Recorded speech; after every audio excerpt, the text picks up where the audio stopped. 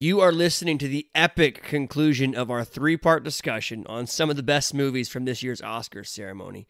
So let's hop right into it and discuss what Hollywood and the Academy felt was the best film of them all. The winner of Best Picture, I think a lot of people's favorite movie of 2022, a lot of people that we've seen online, a lot of reviews have really talked favorably about this film. It's a film that in a lot of ways delivers on probably the sexiest theme of 2022 so far, which is the multiverse, is Everything Everywhere All at Once. And that is a movie that was the award darling throughout award season. And for those that haven't actually had a chance to watch it, Everything Everywhere All at Once is a sci-fi action comedy drama film. I don't know what genre to put it in because it is a genre all of its own.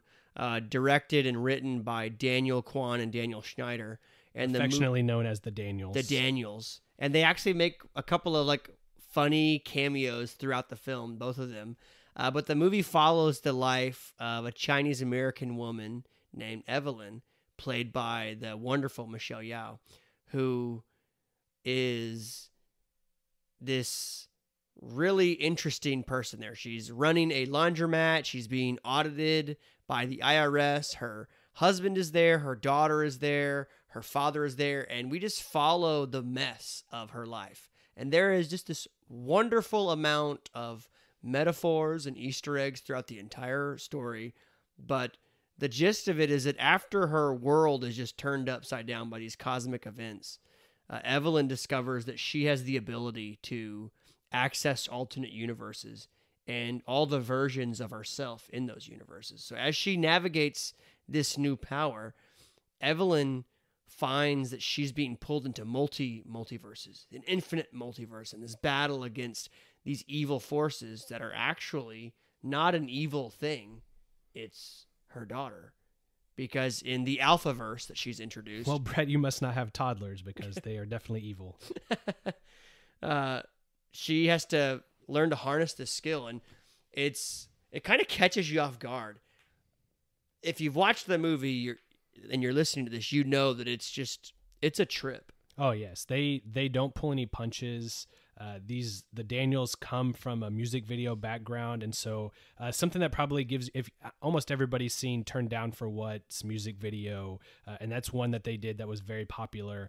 And after learning that and watching the film, you see some of the elements that they brought in from that come over to this film, and I think it just makes for a very fun watch. So the story goes that she's going to her tax audit, and in the middle of this audit, her husband kind of wigs out, and you need to go to the janitor's closet, you need to do this, I am not your husband, I am from the Alphaverse. A brief exposition of what this actually is, and then he's gone. Alpha Waymond, her husband, is gone, and now her regular Waymond is there. And I want to give kudos to the actor that plays Waymond here. Did an absolutely amazing job. I found myself just so connected to his performance and portrayal of the character. For me, was a true rock of this movie. I'm totally understanding as to why he won the Oscar. But we see the battle between the husband and the wife to save the marriage and the business. We see the struggle between the mother and the father to find acceptance, love, and respect.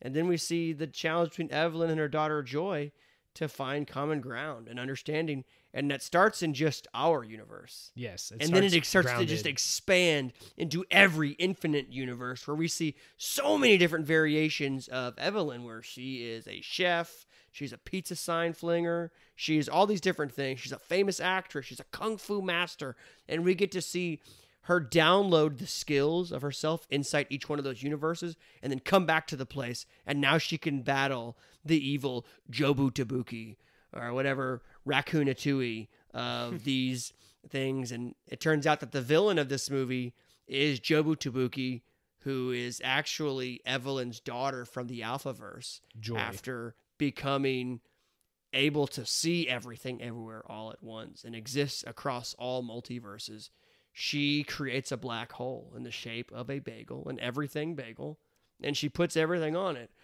All the salt, the pepper, all the seasonings, all of her report cards, everything that she all can, she puts on it.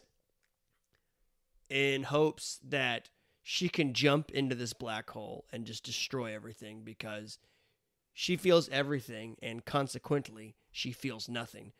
And for the first act of the movie, we're led to believe this is a villain, this is a terrible person trying to destroy the universe, the multiverse. But once Michelle Yeoh, Evelyn's character, starts to expand the multiverse and learn how to navigate that, we realize that Joy, Nobu Tabaki, is not trying to destroy the multiverse. She's been searching and seeking out a version of Evelyn that's capable of doing what she has done so that she can understand. And there's a really touching moment towards the end of the movie where Nobu Tabaki says, I was just hoping that you would get to this place and that you'd be able to tell me like why this is happening. Yeah, well, you would be able to tell me something good, life. Like give me a new perspective on what I've been seeing, everything. I think that, as Brett said, the best supporting actor was definitely deserved in this film. Amazing. By Whigham Ke Huy Quan, who all of us grew up watching him in either Raiders of the Lost Ark. No, it's not. It's the Temple of Doom. And Indiana Jones. Cool life Easter egg when they win, when Everything Everywhere All at Once wins Best Picture. It is Harrison Ford. It is Harrison Ford handing out the Oscar, and Ke Huy. They have this moment where they hug, and it's almost a recreation of his hug when he's a little boy. It's amazing. It's really cool. And so we know him from Goonies. So he's a beloved child actor who was on his personal life was kind of down on his acting luck. He hasn't really been in anything in 20 years, and he is the grounding factor throughout the film. He's one that gives you a lot of emotional ties to it because Evelyn is playing the film very confused because she doesn't really know what's going on, and that's her main emotion throughout really the first two acts of the film. And so he's what kind of gives you like the emotional tether, and he switches between characters so well when he's switching between different versions of himself in the multiverse. And it's one of those things where, I don't know about you, but for me, I did feel a lot of confusion throughout most of this movie because Michelle Yeoh does such a great job playing this confused person. She's obviously being immersed into this infinite multiverse. There's technology, there's rules, there's weirdness, there's humor, there's drama, there's comedy. There's so much going on that she has to react out of like, oh my gosh, this is bizarre. But there's a moment where her husband Whigham is talking about, how much he loves her. There are versions of him that are saying he's always loved her, versions of him that are trying to coach her through this process. And he plays a key role, not only in like teaching her, Alpha Whigham, teaching Evelyn how to use these powers, but then our Whigham, there's this moment right before the climax where they're battling and they're fighting. And there's just so much good kung fu, like 70s style kung fu. There's comedy kung fu. There's just a little bit of everything for any kind of movie watcher. I did see a short that which makes a lot of sense, that they originally wrote the main character part for Jackie Chan and ended up with Michelle Yeoh playing the lead instead. And you can clearly see that, especially in the fighting style of the film and the choreography, as well as Whigham. I mean, there's a lot of stuff he does that is very Jackie Chan-esque. But I think had they cast Jackie Chan in that role, it would have changed your perspective on the whole thing. And so I just don't think that Jackie would have been the best choice for this movie. So I'm really glad that they ended up with Ke Huy. Yeah, it's a really phenomenal performance by him. He has a great monologue where he talks about how he needs to be kind. We have to be kind. We have to be loving towards one another. And that is kind of the moment that helps save Evelyn from joining Nobu Tabaki in this pit of despair at the Everything Bagel, this black hole of just disgusting nothingness. And she realizes, I can love. And in one of these other alternate universes, there is a universe where Evelyn and Whigham didn't get together because she didn't follow him to America. She becomes a very famous, well-off movie star. In the movie, there's actually a gag that they're actually watching the movie Everything Everywhere All at Once. It's a really funny gag. It's a homage to several other films as well. But this universe doesn't know Nobu Tsubaki because if they didn't get together, they never had a daughter. Yeah, so she's not there. She can only travel to universes where she's located. So I think it's kind of funny that in the universe where Evelyn is a famous actress and Whigham is the successful businessman, while Evelyn initially like leaves that place and she's like really intrigued by the idea, like, look at me, I'm a successful person without you. She later learns that it's an empty universe. And at one point when she's jumping back to this universe, she mentions their daughter to Whigham, and Whigham says they don't have a daughter. And the rest of the dialogue shared in this universe is very hollow and empty because in this universe, the two of them have no joy. They have business success. No, literally, they have no joy. Yeah. They never had joy. I got you, yeah. So there's no joy here. And it starts to foreshadow, but also speak to this bigger message of this movie, which is that your family life is messy, but it's worth fighting for. And empathy can be our greatest weapon against fear and doubt to ultimately make a home for love and for joy. Because in that universe, they never had joy. And one of my favorite lines from the movie is in this universe when he says, I would have loved in another life just doing laundry and taxes with you. And she realizes he's not an optimistic idiot. He's a strategic lover who has always loved me. He's always loved my family. And I haven't really taken advantage of that. So you get from the beginning of the film that that Evelyn is the brains of their operation. She's the boss, and her husband is portrayed as like a dimwit of a guy. Every time that he starts talking to people, it's frustrating Evelyn, and so the film is told through Evelyn's perspective. The mother, she's an immigrant from China. She came here with her husband following a dream despite the urging of her father not to leave China behind. And so what you get is this relationship instantly set up where Evelyn, she isn't happy in her marriage necessarily. She's not happy how her professional career has turned out. Her relationship with her daughter is fractured. Her relationship with her father is fractured. And so really in the main universe that we're set in, there's not a lot of good things going on. And in fact, her husband's alpha-verse self tells her, you're the version where basically everything bad that you've made in your life choices, you're that version. So you never made any right choice, and that's what's resulted in you, and that's what makes you the best candidate to experience everything all at once, because you have all the bad traits all at one time. And it starts to speak to this thing. I think it's really interesting when you start talking about the family themes, that when we are first introduced to Alpha Whigham, Evelyn almost acts as if she wants Alpha Whigham more than like her Whigham. But the thing is that Alpha Whigham keeps on ducking out. He keeps abandoning her when she needs him. Like, I gotta go. I gotta jump to this other body. I gotta first jump to this other place. Meanwhile, her Whigham, he's the one who always longs for her.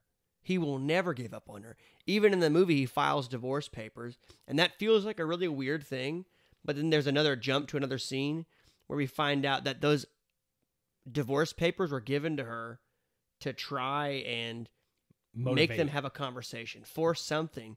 And so, later on in the movie, when she gives into despair, she gives into the darkness, it breaks Whigham's heart, and it breaks the audience's heart because she signs the papers.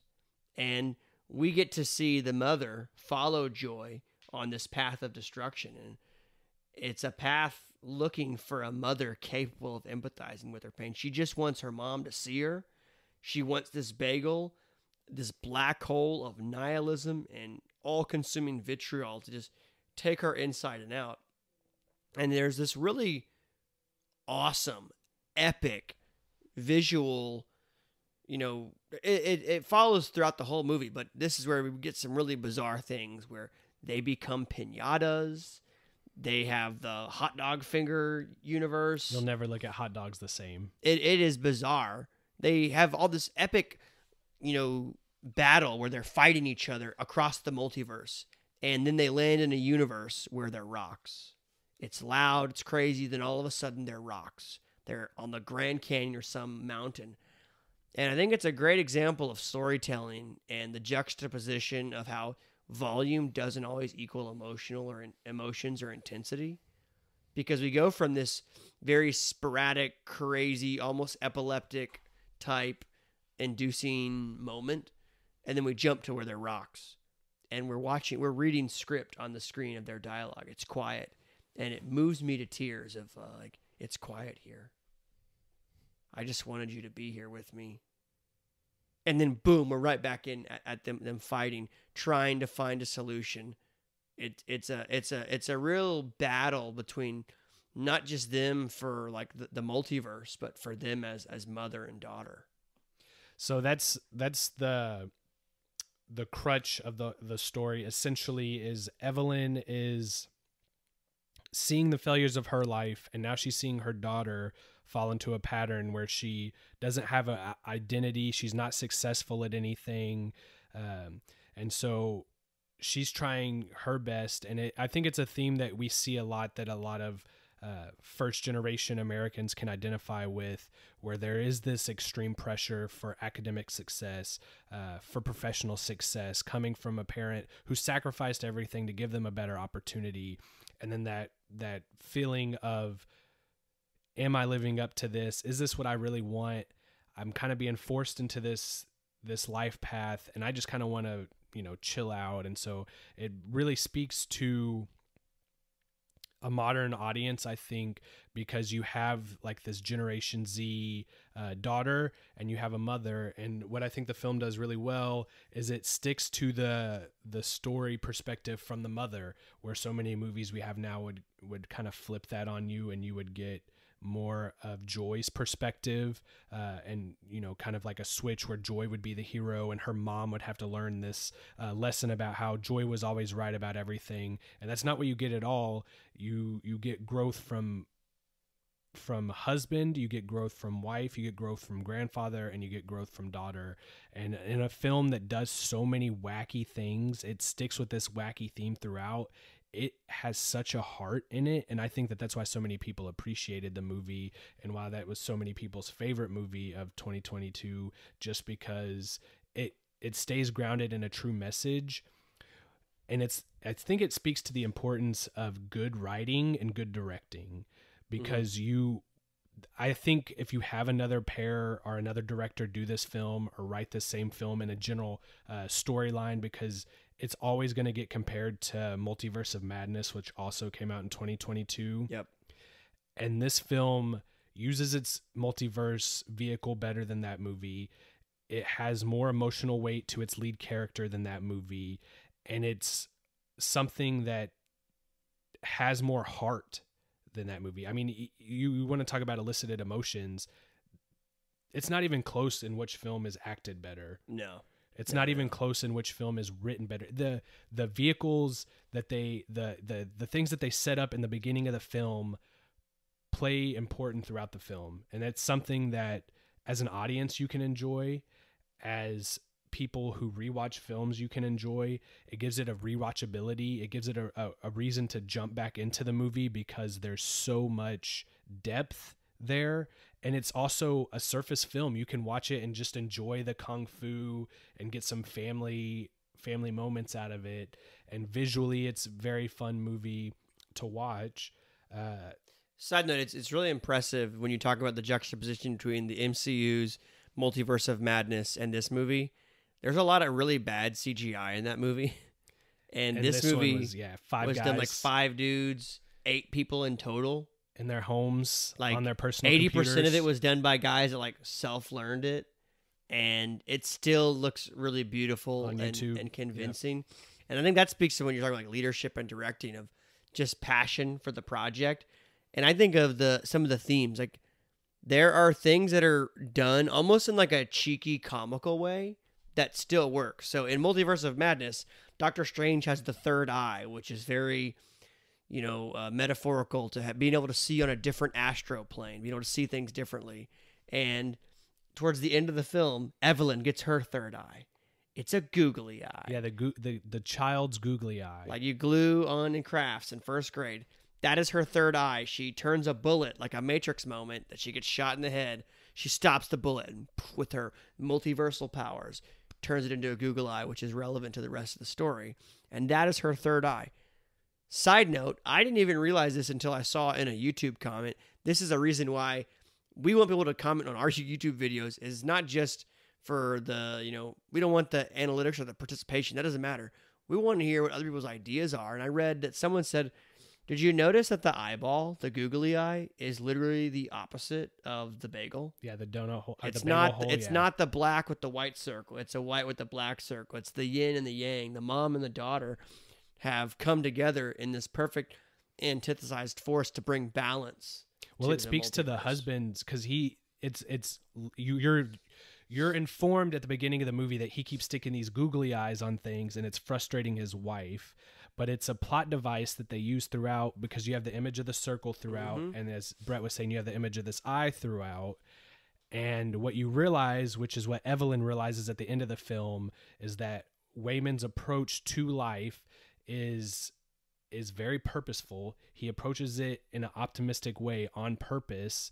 And so while you have the daughter and the wife who are very similar in personality, who can approach things a little more negatively, you have to marry that with something that is on the positive front and try to be a whole. And that's what the family brings. And so you have that donut hole or that bagel hole for the daughter and the wife. And you have the eyeball, the circle that fills that hole with the husband. And it shows you the importance of family, which is one of the central themes of the movie. And I think it's something that can resonate universally with audiences. Yeah, and what's funny is I walked away from this movie originally. We watched it recently, watched it together, and I walked away from it having this like, was this too heady for me? Was this trying to be too smart and too ambiguous? Were there themes, whether they're social, political, economic themes? Like when you watched Parasite last year, it was so clear that this is a fantastic, fantastic movie. I couldn't stop talking about it. It was so original, so unique.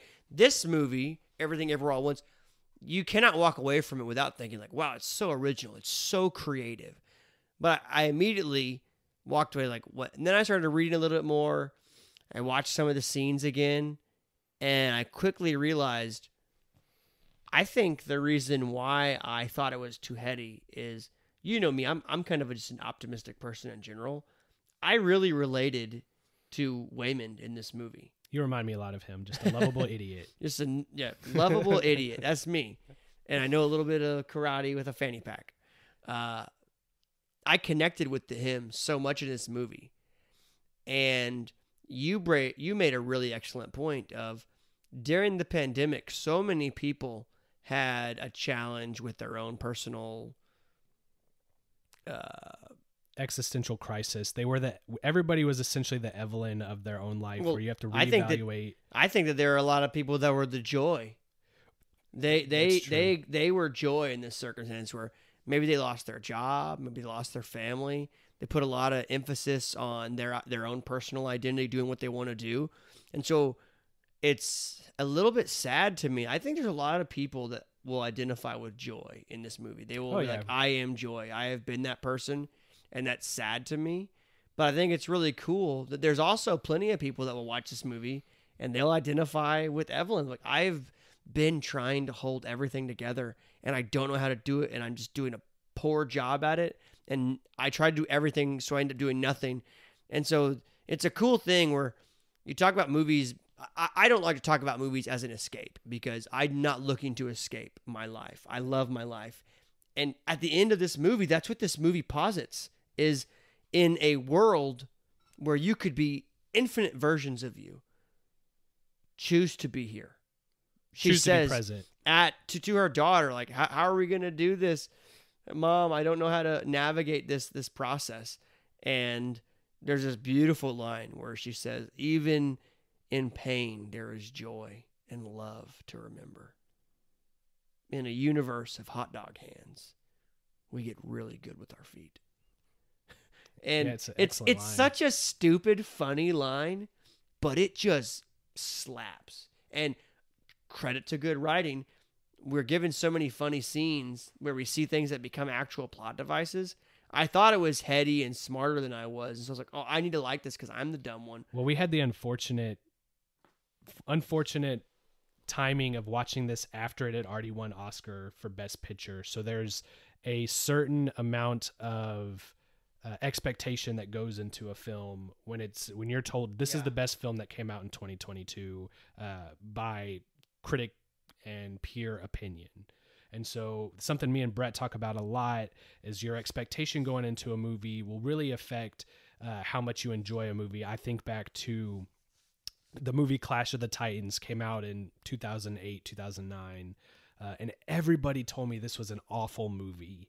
And so me and my buddies, we went and watched it in theaters weeks after it had come out, and we laughed our heads off. We enjoyed it so much, and it's a movie that I personally love. But had I gone into that movie thinking that this was going to be some epic movie that is going to change my mind on Greek mythology and be a groundbreaking movie, I probably don't enjoy the movie nearly as much. And so your expectation for a film will truly drive what you think about it. And so I urge you that while you have heard how much everybody loves this film, try not to watch too much about it. Try not to think too much about it until you get a chance to sit down and watch it if you haven't seen it already. And if you have seen it, let us know what you guys think, because it's something that we enjoyed. But afterwards, I know personally I was kind of left with, I don't know that it was the best film that I saw in 2022.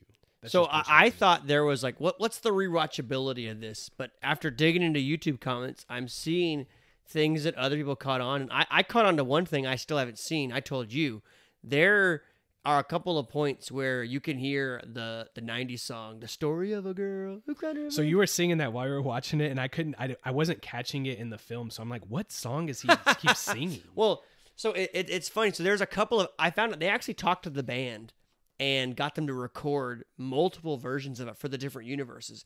And I thought it was just kind of maybe like a funny Easter egg for them, because there are so many things throughout the movie that are just Easter eggs to the people that are making the movie. They were having so much fun. They put their names all over it. They put themselves in this movie. It's a passion project. But when you think about that movie or that song, there is a part where it says like, this is the story of a girl who cried a river and drowned the whole world. And while she looked so bad in photographs, I absolutely loved her when she smiled. That is like literally the plot of the whole movie, just as a microcosm. And then there's another part in the movie where Waymond actually says, like, when he's trying to convince Evelyn, like, the multiverse is real, he says, just think of this, your clothes never fit in quite the same way. Your hair never falls the same the next day. That's a lyric from that song. So, like, I don't know what the connection is exactly. So I actually watched an interview today. This is it's in there. So they wrote that line, and then when they were writing it down or something, it populated to the song lyric. And so they realized they realized that line was in the song, and so then they started incorporating the song into the film. That's in different ways. And so, like you said, they had the band record it, but they also recorded different verses for the song. There's a dominatrix scene where they changed the lyrics to be more like the dominatrix setting. There's a country music version when Waymond and Evelyn are in the car and they're arguing about that was the one where I caught it, because I'd heard it already in the movie, and then it came again. I was like, that's the same song. So just a little attention to detail. Like, my first gut reaction was, I'm not sure this is the best movie I saw this year. I know what movie was the best movie I saw. However, upon giving it some thinking, I can totally understand why people said this is a movie that deserves to be recognized and awarded, because of just the level of attention to detail. juxtapose this against All Is Quiet on the Western Front. They went to an extreme level to build the set of these trenches. Here, they went on a whole other virtual and digital level to make sure that this very difficult concept of multiverses was explored and explored right. People walked out of Multiverse of Madness from the MCU a little disappointed. Like, I didn't Kind of see a bad enough taste crazy. in their mouth. It was a little vanilla. I was sold this is going to be crazy. It was going to be a multiverse of madness. This was madness. This was crazy. Yes. It was wild. And while I was initially left with a little bit of a like, oh, maybe there's more to this, upon thinking about it, I thought, I'm Waymond. There's going to be someone who watches this in their joy. There's going to be someone who watches this and this is Evelyn. And I cannot fault a movie that really challenges us to think about who we're spending our time with. Because at the end of the movie, Joy chooses to stay with her mom. Her mom chooses to stay as this version, not the actress version, not the Kung Fu Master, not the other infinite versions for that are wildly successful. She chooses to stay here. And so I think it's a challenge to us all to think about who are the company that you're keeping? Who is the family? Fight for your family because it's messy, but it's worth it. And I think that's a worthwhile story. It's a worthwhile theme. There's so many things that are bad about this world.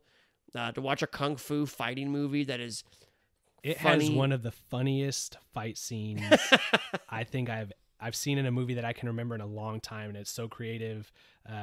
Yes, I'm talking about the butt plug fight scene, and it's done so well. Wait, what scene? The butt plug fight scene, which is a trophy that looks like a butt plug, but it is hilarious, and they do it in a way that is as tasteful as a butt plug fight scene can be, but it is very fun, and it's another vehicle. It's another visual device that they show you earlier on in the film, and then it comes back, which again speaks to the excellent writing of the Daniels and the excellent directing of that team, because there's so many things that pay off, and I think that's one of the reasons. It's one of the more complete films. I do think personally for me, it's a tad on the goofy side, which is what it's trying for. Yep. It's not trying to be anything that it's not.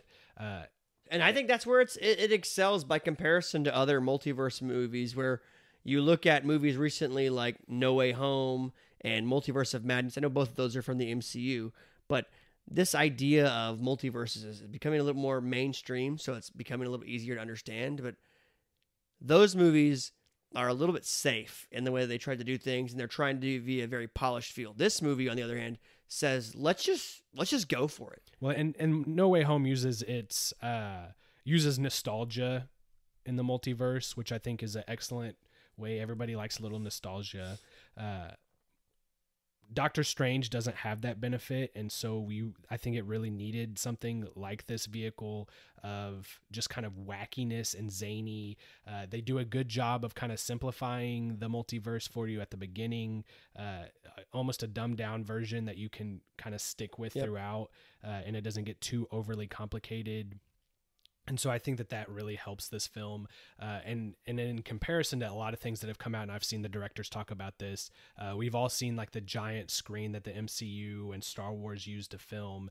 And these guys talked about how they had they had the cheapo version of it. They had like 2 LED TVs and a green screen. And a lot of the scenes where Evelyn is traveling through the multiverse was just something that one of the Daniels walked around downtown New York and different places just with a video camera for several weeks. Yep. And they just threw it up there. And the way that this editing team put this together visually is so much more satisfying than a lot of things that we've seen out of the bigger budget studios lately, that it's almost surprising that a film like this with a budget of close to $20 million really visually and emotionally kicked butt of the last 2 really MCU, maybe the last 3 MCU movies that have probably cost at $150 million to make, because it's zany, which I think helps this film with some of the goofiness. So if there is any lapses in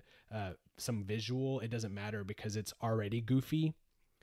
But they just tie it together so cohesively in a film that I think is really enjoyable. But I do think it's a film that I want to revisit in like a year and see how it holds up to me and see where I think it belongs overall in the films that I watched in 2022. So 2023. So when you think about the movies that you watched it, we talked about the rating that you'd give All Is Quiet on the Western Front. Where do you see this movie being rated? My personal opinion, and I won't argue with somebody that says it's a 10 because they really just enjoy the style of movie. I give this movie an 8.5 minivans. I think that anything over an 8 for me personally is a great movie that's worth watching. 9 is excellent, and 10 to me is perfection, which Brett gave All Is Quiet on the Western Front for the genre and what the film was trying to achieve. I think that the goofiness could turn some people off of this film. I could see several people, there's a lot of lighting, a lot of visual stuff going on, and people that aren't into like kung fu action, I could see that kind of throwing people off a little bit. I really enjoyed the film. I'm going to watch it again, and maybe my rating goes up a little bit because I don't think that it goes down any on a rewatch of this movie. But I'm not surprised at Jamie Lee Curtis winning Best Supporting Actress. I'm not. I think she was great. The more I thought about it, at first my gut reaction was for a couple of other actresses, maybe Angela Bassett, because she gives such an emotional performance. And she plays the lead, basically, in that movie for a large part of it. She carries that movie. So I understand people being upset about it. But when I watched that movie, I was like, wait, this is a really fun and pretty performance as well. But I do get why Jamie Lee Curtis got it. She did a lot of physical acting, and I do also understand why Joy didn't get it, because she does have an emotional arc that changes at the end of the film, but she's very much a linear character throughout most of the movie, where Jamie Lee Curtis kind of has to flip, and she does a lot of physical humor, which was really fun to see coming from the original final girl from Halloween to this, to be a goofy older auditor. For me, I rate this 9 minivans, and the reason why is because art is very subjective. When you watch a painting at a art gallery, you see so many different things, and so for me, I left this movie feeling a little bit conflicted on some of the themes and the things that I wanted to take out of it. The same way that when you look at the clouds, you see shapes and you are able to make sense and meaning of those shapes. This was sprinkled in with so many different things. I don't know if I got exactly what the Daniels wanted out of it, but I also think that that's okay. I think that they wanted to make something that was a little bit open to interpretation. I am interested to see where this goes, like for them. It's very topical now, like, oh, if you do make a good movie, like, let's give you a Star Wars trilogy. Some big studio is going to scoop you up. Like, where does this go? How does this impact movie making?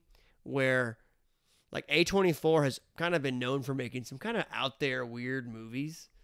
Are other studios and theaters willing to say, hey, I'll give someone $20 million to see if they can make a movie? Which is funny that that's considered an indie movie. Does that become like you see it in sports where teams follow the strategies of other successful teams? It's a copycat business. Do other big studios start saying like, hey, let's hire those guys, or hey, let's do what they did at A24? Does that yield to more creativity, or does that mean like, hey, we get a bunch of crappy movies because everyone's trying to recreate this lightning in a bottle? I really, really like this movie. Again, I think that the actors in this who won their awards absolutely deserved it. I think the editing, the directing, the original story, I have no problems at all with the awards that this one won. Give it its flowers. It's a fun movie. I'll rewatch it again and I'll enjoy it. I think each time I'll pick up something a little bit new. I wonder if, as time goes on, what will time do to the interpretation of this film? And will that improve it? Will it bring new meaning to it? I'm excited about that. Because me and you talked after we watched it, and there's Oscar Best Picture films that hold up. They're timeless. And then there's ones like The Artist where you don't hear people saying, oh, The Artist, that's my favorite movie. Like I rewatch The Artist every time that it's on TV. Like you get that with like Shawshank Redemption or some of the other films that have won, where it's like instantly, if you see it when you're changing channels, you stop and you watch it. Will that be what this turns into, or will it be oh, I saw it, it was cool, you should watch it. But and it's worth noting, I think there are people that will see this podcast title and they're like, oh, the Oscars so woke, or the Oscars so white, the Oscars. Obviously, these awards don't determine if a movie is good or a movie is bad.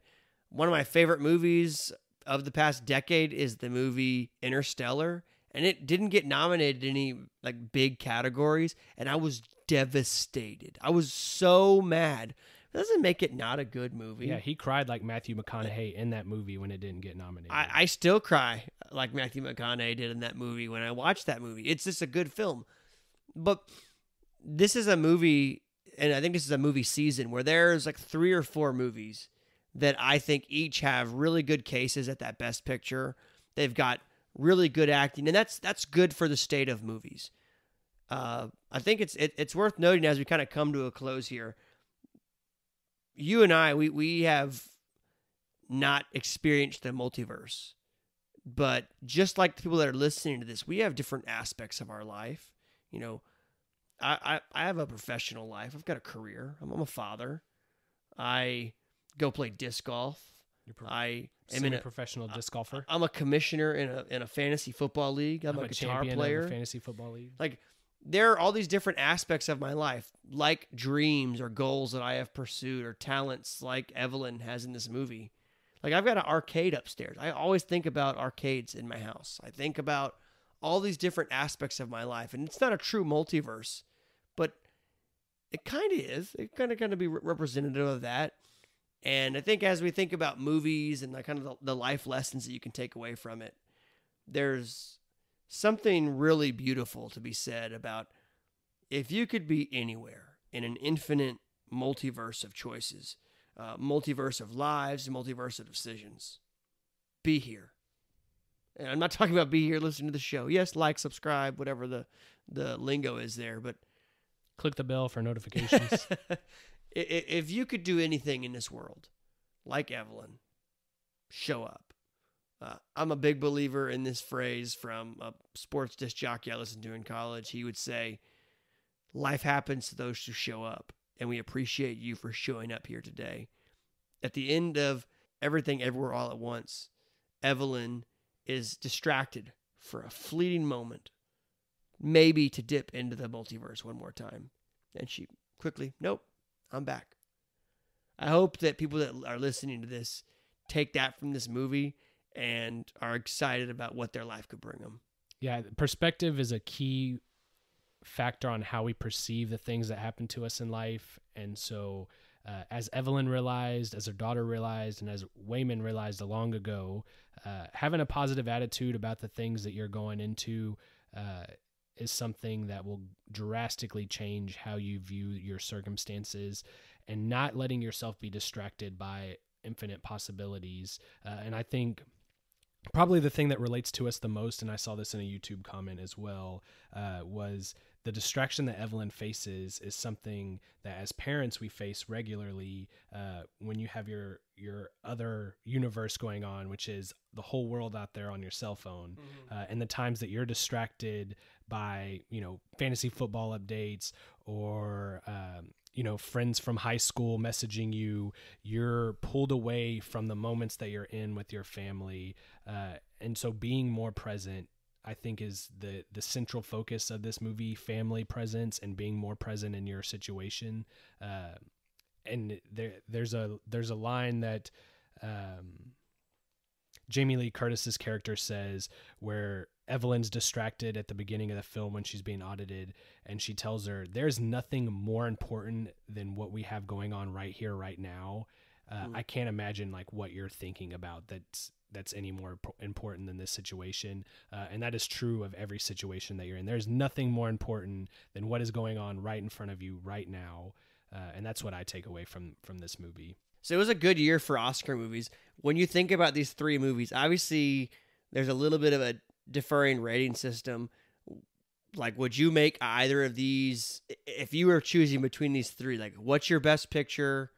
Do you disagree with Everything Everywhere All at Once being the best picture? What is your kind of like consensus there? So my best picture out of the 3 films would have to be Banshees of Inisherin. I think that it's a film that speaks to me the most personally. I think that All Is Quiet on the Western Front was kind of fighting a battle with one arm tied behind its back, being a foreign film. So I don't think that it, if it would have won Best Picture, I would have been completely fine with it. But I'm not surprised that it didn't win Best Picture. And Everything Everywhere All at Once, I think, is probably a film that's more exciting. So it makes sense to me why that won Oscar for Best Picture. See, so I sent you a text on the day of the Oscars of my could, should, and would win. I said could was Banshees of Inisherin. I really think that movie, when I say could, it is good enough to win. I don't necessarily mean it deserves to win or that it should win, just that it has the quality of an Oscar-worthy film. It stands on its own as a fantastic and phenomenal movie. All Is Quiet on the Western Front, I rated it a perfect 10 out of 10 because it accomplishes exactly what the director wants. It is a complete movie. It is phenomenal. That said, when I look at these three movies, I think I'd still pick Everything Everywhere All at Once, even though I rated it the lowest of the three, just because of the contributions it makes to cinema. I know that some of these movies even have the 20... Banshees of Inisherin had a $20 million budget too. So Banshees of Inisherin and Everything Everywhere All at Once, All Is Quiet on the Western Front, they're all made with $20 million budgets. And they're all much better than the big budget they're all better than... Last week we besides our film of 2022. Last week we did... We Have a Ghost, and it's a $75 million movie. These three movies were all made for less than that combined budget, and they're all better. So it's just kind of a funny thing. I would still put Everything Everywhere All at Once as my best picture out of these three films, but as you just mentioned, it's not my best movie from the year. No. The Minivan Movie Club's best movie of the year was not one of the top dogs to win the award, but it was nominated. It was nominated, and I think that's what is a good show without a good cliffhanger, right? I think that's where this episode ends, and we promise that next week maybe we'll fulfill that cliffhanger, or maybe we won't, or maybe we will. But we will, or maybe we'll wake up and it's all a dream. We've been in the wrong universe, in our other universe where we're actually successful podcasters. I think that's going to wrap it up for us. We've tackled quite a bit of cinema for 2023. I think if there's anything that I would want to leave us with today, it's this. There's so many good movies out there that we didn't talk about. There are so many awesome movies that didn't get awarded or even recognized. But if you can be anywhere in this universe tomorrow, be here. Show up, show out, and love where you're at. And hit play on our podcast. See you next time. Cheers.